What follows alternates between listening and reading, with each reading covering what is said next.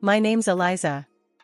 Growing up, the difference between me and my twin sister Anna was like night and day. She was the golden girl, and well, I wasn't. Our dad, a stern university professor, had his life's work tied up in books and lectures, while our mom was the quintessential housewife, dedicated to her home and family, pushing us to follow in her footsteps. From as early as I can remember, being at home felt more like sitting through a never-ending critique session. My parents had a blueprint for the perfect family, and it didn't include a daughter who wore band t-shirts and liked to keep to herself. "Eliza, why can't you be more like your sister?" was my mom's favorite line, usually tossed my way when I showed up at breakfast with my headphones in, trying to block out the world. Anna, on the other hand, basked in the glow of approval. "I just don't get why it's so hard for you to put on a nice dress and smile more," she'd say, flipping her perfect hair over her shoulder. It was like she was from a different planet. One particularly grueling Saturday, as our family prepared for one of Dad's faculty parties, a total snoozefest but mandatory appearance for us, I decided to rebel in the smallest way I knew how. I put on my darkest eyeliner and a pair of boots that definitely did not meet the appropriate standard. "You're not going out like that, are you?" Mom caught me on the stairs, her eyes darting down to my boots as if they were covered in mud. I shrugged, my standard defense. "Don't see why not." She sighed, that long, drawn-out kind that said I was the biggest disappointment in her perfectly ordered world. "Please, Eliza, just this once, can't you try to fit in?" "What for? So you can pretend we're the perfect family?" I shot back, tired of the same old song and dance. "It's not about pretending. It's about showing respect for your father," she argued, her voice taking on that sharp tone that meant business. Anna, overhearing the exchange, came trotting down the hallway, her heels clicking on the hardwood like a judge approaching the bench. "Mom's right, Liz. It's not that hard to look decent. Why do you always have to make things difficult?" "Maybe I don't want to be a clone of you, Anna," I snapped, feeling my face get hot. I hated these arguments, hated being compared. But more than anything, I hated feeling like the odd one out in my own home. Dad appeared at the bottom of the stairs, his brow furrowed. "Enough," he commanded, his voice firm. "Eliza, go change. Now. We're leaving in 10 minutes. His tone left no room for argument. He didn't yell, he didn't need to. The disappointment in his eyes was enough to send me marching back to my room to swap my boots for bland flats and wipe away half my eyeliner. As we drove to the party, the car was silent except for the classical music Dad insisted on playing because it was calming. I stared out the window, the trees blurring past. In that moment, I promised myself, someday I'd live a life where no one could tell me what to wear, how to act, or who to be. Someday, I'd be free from the echo of these expectations. My room was the only corner of the house where I could pretend I was somewhere else, anywhere else. Unlike the rest of the house, which was filled with my parents' choices, my room was mine. It wasn't much, just 4 walls covered in sketches and music posters, but it was my escape from the reality of my family's expectations. One evening, as I was trying to lose myself in a playlist of my favorite bands, Dad knocked and marched into my room, his face set in a familiar frown. "Eliza, turn that noise down. And why haven't you studied with Anna today? You know you both have exams coming up," he said, his voice stern. I pulled out one earbud and looked up at him, trying to keep my voice even. "I've been studying, just not with Anna. I learn better on my own." Dad shook his head, clearly not buying it. "You know the rules. Your sister gets good grades, and you should be doing the same. I don't see why you always have to make things difficult." "It's not about making things difficult," I said, my frustration growing. "I just don't see why I have to follow Anna's way of doing everything. Can't I have my own way of studying?" He didn't respond to that, just switched his complaint. "And those friends of yours, I saw you with them at the cafe yesterday. I don't think they're a good influence. You should be spending time with the daughters of my colleagues. They're more suitable." I felt my temper rise. "Suitable for what? For you? Because they talk about economics and pretend to enjoy those boring university gatherings? Before he could answer, Mom appeared at the doorway, her voice sharp as she joined in. Eliza, your father is right. Those girls are from good families. They know how to behave. They're the kind of friends you should want. I stood up, facing both of them. What if I don't want friends who are picked for me? What if I want to choose my own friends, choose what I study, or even what I want to be? That's enough, Eliza, Mom said, her tone final. You know your future is with the university. Your father has made sure of that. And after you graduate, you'll need to start thinking about settling down. We've already discussed this. Settling down. The words hung in the air like a life sentence. You mean, start thinking about being someone's wife? Like Anna? Is that all you think I'm meant for? Mom's face softened slightly, but her voice remained firm. We want what's best for you. Following the path we've set out will give you a good life. A good life, I repeated, the irony bitter in my mouth. Is it a good life if it's someone else's idea of good? No one answered that. They didn't need to. We all knew there was no point in arguing. They had their plans, and they expected me to fall in line, just like Anna. Anna and I were like two sides of the same coin, always together but never on the same page. At university, where Dad taught, the differences between us grew even more obvious. She was into business management, the golden child, always nodding along in lectures, asking smart questions that made professors nod appreciatively. Me? I was stuck in the same program, but it felt like wearing a shoe on the wrong foot, awkward, uncomfortable, and just plain wrong.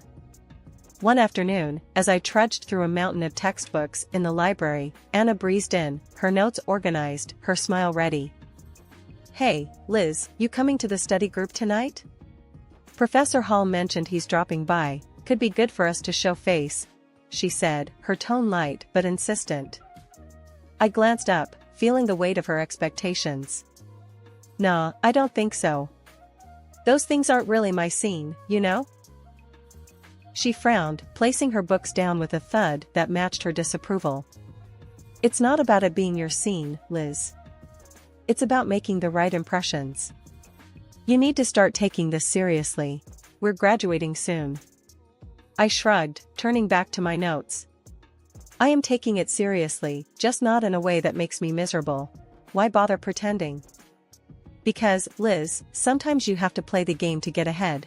You think I like all of this? She gestured around at her perfectly tabbed textbooks and color-coded notes. It's not about liking, it's about doing what's necessary. I shook my head, pushing back my chair with a scrape. Well, maybe I'm tired of doing what's necessary according to everyone else. Did you ever think of that? Her voice softened, but her eyes were steel. Liz, I'm just trying to look out for you. Dad's not going to be around to sort things out forever. What are you going to do if you keep alienating everyone? Maybe I'll figure it out on my own. Maybe I don't need to follow Dad's roadmap or yours. I shot back, feeling a surge of defiance. Anna sighed, her frustration clear. You're so stubborn. Just try, okay? For me, if not for yourself. Show up tonight, talk to Professor Hall. It won't kill you. I looked at her, really looked at her, and saw not just my annoyingly perfect sister, but someone who actually cared, in her own way. Fine, I'll think about it.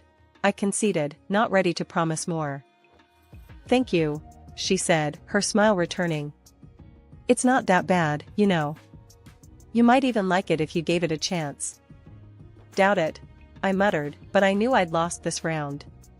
For Anna, I'd show up, sit through another boring discussion, and nod at the right times.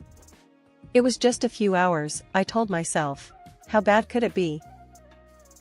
As it turned out, not as bad as I thought. Professor Hall was surprisingly interesting when he wasn't lecturing from a podium. I even asked a question, which earned a shocked but pleased look from Anna. Later, as we walked back to our dorm, Anna nudged me. See, not so terrible, right? That fragile piece didn't last long, however. In our last year, Anna introduced us to her fiancé, a lawyer 10 years her senior, already well established and exactly what our parents dreamed of. Mom and Dad were over the moon, praising Anna for making such a smart match, and immediately turned their expectant eyes on me. "Now, Eliza, it's your turn to find someone suitable," Dad said one evening over dinner, his tone implying that my time was running out. Mom nodded enthusiastically, already planning out my life as if it were another one of her well-organized home projects. "Think about your future, dear. Someone who can provide for you, who has a good standing." I remember staring at my plate, feeling the walls close in. Anna's wedding was meticulously planned down to the last detail by Mom, from the bridesmaids' dresses to the floral arrangements, showcasing her perfect vision of family prestige. After the wedding, Mom often visited Anna, doling out advice and ensuring her life played out just as she had orchestrated. Witnessing this, I knew one thing for certain: I didn't want my life tailored by someone else's hands. One day, I was walking down the street, lost in thoughts of how to escape the life my parents envisioned for me, when I heard the deep rumble of a motorcycle approaching.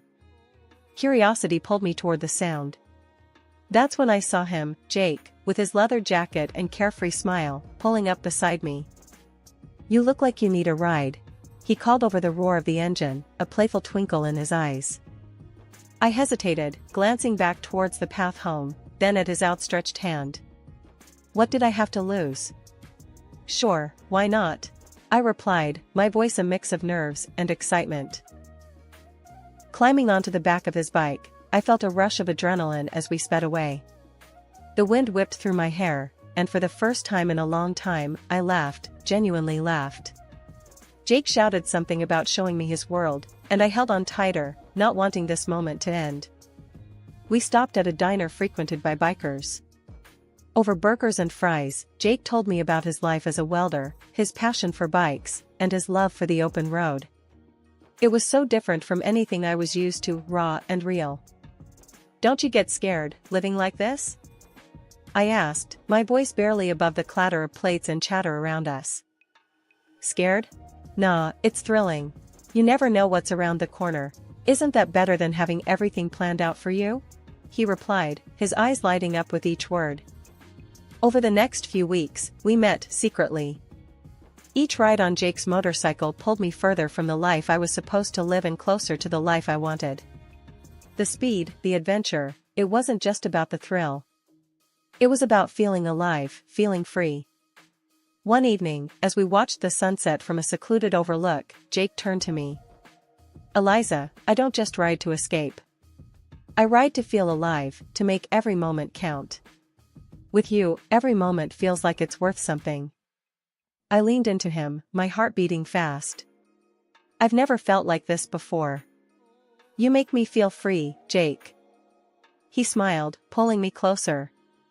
"Then let's not go back to just existing. Let's live." 6 months with Jake felt like a lifetime of moments I'd always dreamed of. The day he proposed, under the stars with the gentle rumble of his bike in the background, my heart screamed a yes, before my mouth could form the word. It was perfect, except for one looming hurdle: my parents. I wrestled with the fear of introducing Jake to them. He was everything they disapproved of: his rough edges, his wild spirit, his simple yet content life as a welder. But love bolstered my courage, and I decided it was time they knew. The day I brought Jake home, he was clad in his usual, a leather vest, black t-shirt, ripped jeans, and a bandana. I loved that about him: he was unapologetically himself. We walked up the driveway, and I could already feel the weight of my parents' judgment. As we stepped inside, Mom's face went pale at the sight of Jake, her eyes widening in shock. "What in the world, Eliza?" she gasped, her voice barely a whisper. Dad's reaction was harsher, his words sharp as knives. "Who is this, and why is he dressed like a thug in our house?" I took a deep breath, steadying my nerves. "Mom, Dad, this is Jake. He's the man I love. We're getting married." Their silence was deafening. Then, Dad turned to Jake, his tone laced with disdain. "Married? What do you do for a living, young man? What are your qualifications?" Jake, bless him, didn't waver. "I'm a welder. I took some specialized courses after high school. I work hard, and I make an honest living." The look on my parents' faces was a mix of horror and disbelief. Mom looked like she might faint. A welder? Eliza, you can't be serious. Dad's voice rose, anger flaring. You expect us to give our blessing to this? To throw away your future for a welder? I felt my resolve harden. Yes, because he makes me happy. Isn't that what should matter? But the life you'll lead, Mom started, her voice tremulous. Will be the life I choose, I shot back, my own voice gaining strength. Dad shook his head, his decision clear. We cannot and will not support this. If you choose him, don't expect to be a part of this family.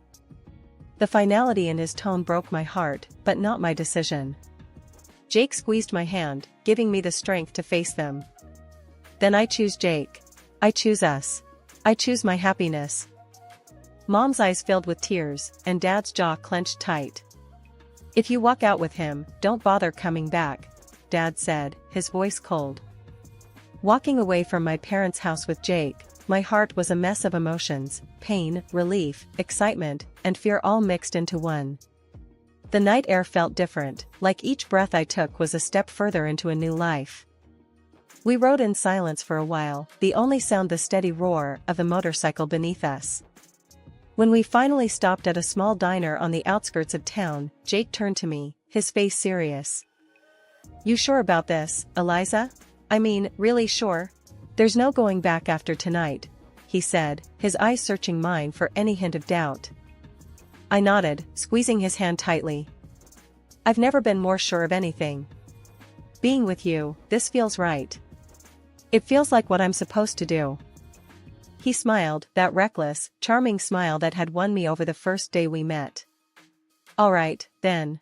Let's do it. Let's start our life together. Inside the diner, we found a quiet booth in the corner.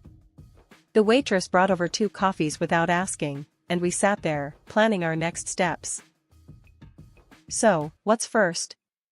I asked, stirring cream into my coffee, watching it swirl and blend. We'll need to find a place to stay, at least for a while. Then, maybe look for jobs.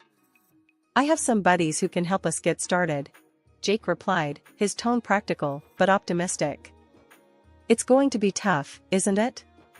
I said, more a statement than a question. The reality of what we were doing was beginning to sink in. Jake reached across the table, his hand covering mine. It might be, but we'll handle it together. Tough is nothing new for either of us, right? I couldn't help but laugh, a short, sharp burst of genuine amusement. Right. Together. We spent hours in that diner, talking and planning. Every so often, Jake would throw out an idea that sounded so wild, so free, that it made my heart jump.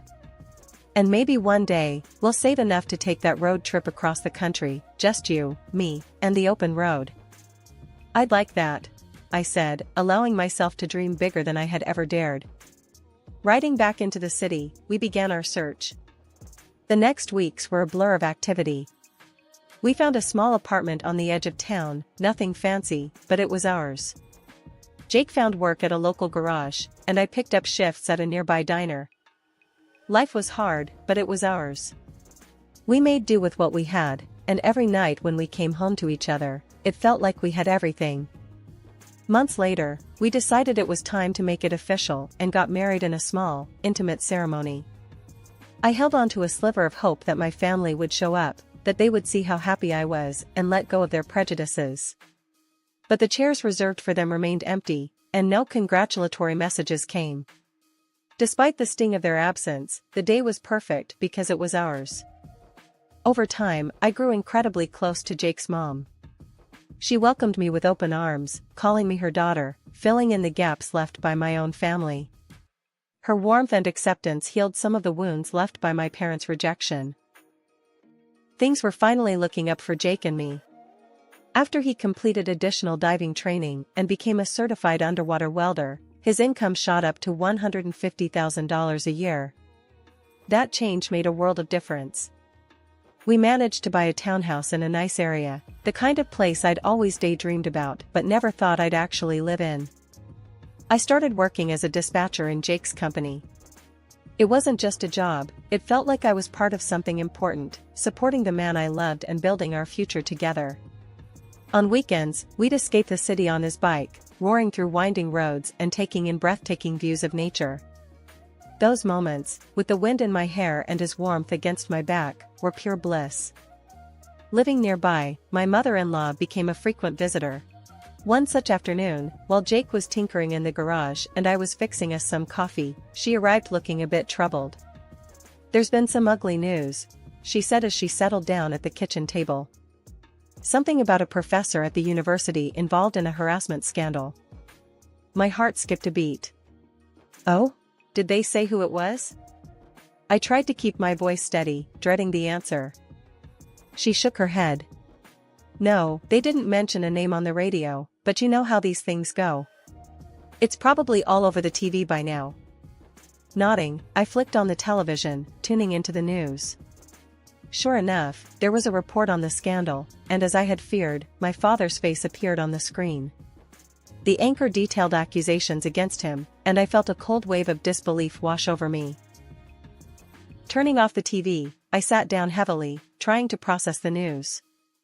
Jake came in, wiping his hands on a rag, and saw my face. "What's wrong, babe?" he asked, his brow furrowed in concern. I swallowed hard, my voice barely a whisper. "It's my dad. He's been accused of harassing a student." Jake's expression hardened for a moment before he came over and took my hand. "I'm sorry, Eliza. That's tough news. How do you want to handle this?" I shook my head, not really sure of anything at the moment. "I don't know. I mean, what can I even do? It's not like we're close anymore." He squeezed my hand, understanding. "Whatever you need, I'm here for you. We don't have to figure it all out right now." I decided to wait and see how things unfolded before making any moves. Whatever decision I made, I knew I'd have Jake by my side, and that was the reassurance I needed to face whatever came next. Life had been peaceful until that unexpected afternoon at work, when a familiar car pulled into the parking lot. I hadn't seen my parents in a long while, and the sight of them stirred up a mix of emotions I thought I had put to rest. Both of them looked dramatically changed, the scandal had taken its toll. Mom had lost a lot of weight and looked years older, while Dad appeared broken, a shadow of the stern man he once was. My mother spotted me and rushed over, arms open as if nothing had happened, as if years of distance and disapproval could be bridged in an instant. But I couldn't embrace her, not now. Instead, I stepped back and took Jake's hand, looking for strength in his presence. "Eliza, it was so hard to find you," Mom said, her voice cracking with emotion. Dad, ever the gruff one, cut to the chase, his voice harsh and bitter. "I was accused unfairly, you know. I went to your sister's husband for help, but that bloodsucker wanted a fortune. Your sister sided with him, and now they've kicked us out. We need your help." I stared at them, disbelief and anger swirling inside me. "Help? After all these years, you show up and demand help? We have nowhere else to go." Mom's voice was desperate. "They've disowned us too. We thought, maybe we could stay with you." I almost laughed at the absurdity. "Stay with me? After you disowned me? You made it clear I wasn't your daughter anymore." Dad's face turned red, his old temper flaring up. "You owe us, Eliza, after all we've done for you." "That's where you're wrong," I interrupted, feeling Jake squeeze my hand in support. "I don't owe you anything. You threw me out because I chose my happiness over your demands. And now you want what? To just move in and pretend like we're a family?" The situation was spiraling, and I could see people watching, a crowd beginning to form. Mom started to cry, her sobs loud and attracting even more attention. "You're being ungrateful, after everything we've done for you," she accused through her tears. I took a deep breath, my decision clear. "No, Mom. I'm not ungrateful. I'm free. And happy. You made your choices, and now you have to live with them." As we walked away, I heard my dad yelling, but Jake leaned over and quietly told the security team, "Don't let them come here again." The following months flew by, filled with love and peace. We welcomed a son, a new beginning in our growing family. My parents never came back. That day in the parking lot was the last I saw of them, and while part of me grieved for what could have been, I knew I had made the right choice for me and for my family.